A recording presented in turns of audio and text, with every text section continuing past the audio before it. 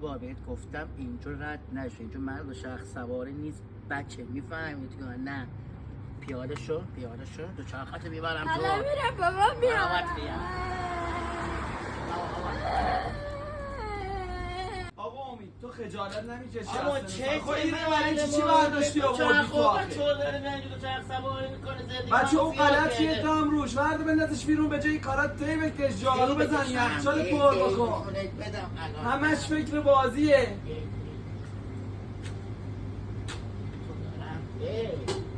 ای بکشم برد، بیا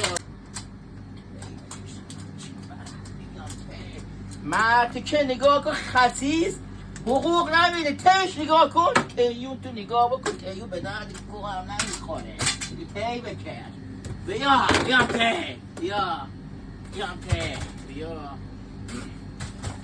تی، حقوق نمیده مردک بگی تی دیدم روی مغازه‌ام.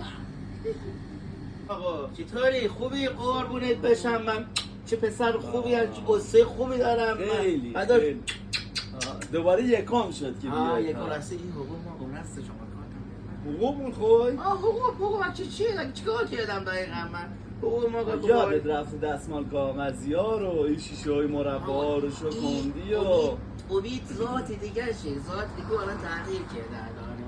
حالا برو با همون ذات برو با همون ذات بگو بیا. اما چت یه حقوق بخوای بدی میرم شکایت میکنم.